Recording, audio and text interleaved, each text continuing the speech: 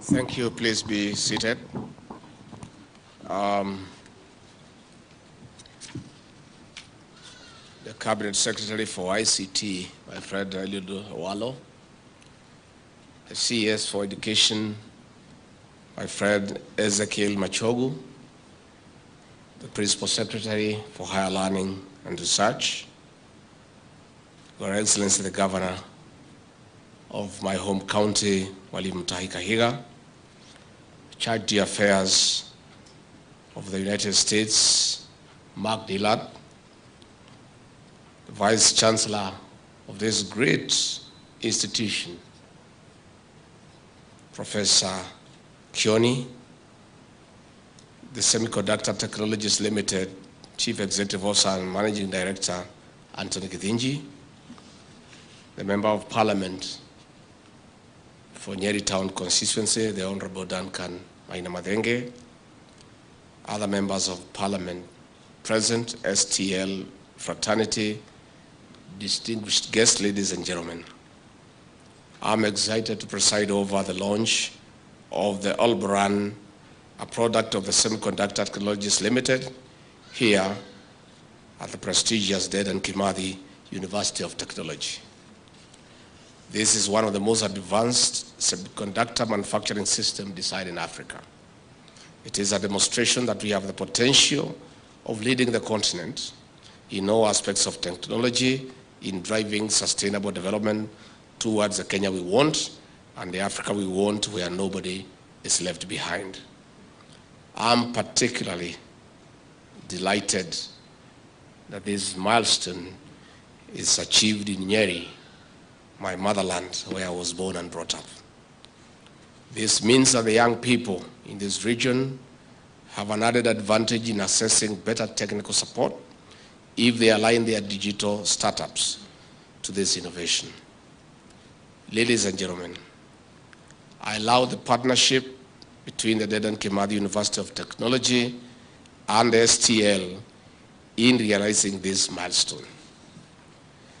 It is a testament that if we need to achieve our Vision 2030 and sustainable development as guided by Agenda 2030 of the United Nations, partnership is a must. I'm particularly excited that STL settled on Dedan Kimathi University of Technology, focused on solution-driven innovations. Theory education alone cannot help us emerge as a lead in digital economy in Africa. We must blend academic work with hands-on professional experience. This can only happen when we allow innovation enterprise, such as STL, to collaborate with our learning institutions. Ladies and gentlemen, it is therefore the reason that I give priority to this launch from the hundreds of invitations that I receive daily. Because anywhere that people, any program that creates jobs is a priority for President William Ruto and I. In our pillars of catapulting the country to the next level of development, the Kenya Kwanza administration has identified science and technology as the conveyor belt to delivering our promise. Demand-led innovation in manufacturing is at the heart of the Ruto administration. That is why today it is important as we launch a system that responds to the demands of the market. And indeed, the semiconductor sector is one of the most crucial components of the digital industry. Almost every electronic device we have today is built on semiconductors, from smartphones, fridges, cars, laptops, among others, rely on chips. This is because we have seen the potential of this sector in dealing with one of our most urgent challenges of youth unemployment. As a government, we want to harness creativity to generate more and decent jobs for the 5.7 million job-seeking youth so that they can contribute to the delivery of the Kenyan Kwanza plan and build their motherland. On this note, I appreciate the support of STL to the youth in offering 70% of your employment to the people between the ages of 20 to 35 years.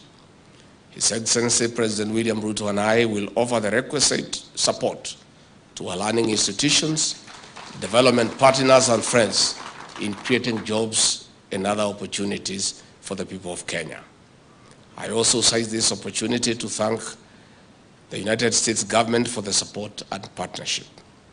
Ladies and gentlemen, under our plan, we promise to create 100,000 kilometers digital superhighway. To establish and reap the benefits of the fifth industrial revolution, we need the best technology. STL and the Dedan Kimathi University of Technology have shown us that we have all that it takes. Best technology is no longer a trickle down from the developed world. With the manufacturing of semiconductors and other forms of information in Kenya, we have disrupted the status quo with bottom-up flow of technology. We are proving to the world that we are not only consumers, but also producers of top-notch technology. At this point, I acknowledge the academic excellence support from STL to the university, especially in science, technology, and mathematics. I commend the STL for training over 150 engineers in chemical, mechanical, electrical, and mechatronics disciplines. Ladies and gentlemen, the skills and ingenuity showcased in this launch of the Olboran semiconductor is a kicker towards making Kenya an exporter of technology in the region and globally.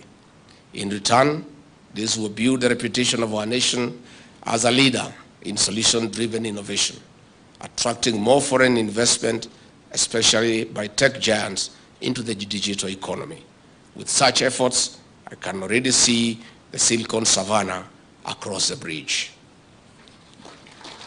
For this reason, I encourage STL to upscale manufacturing of the semiconductor system, silicon wafer processing, nanotechnology, materials, among others.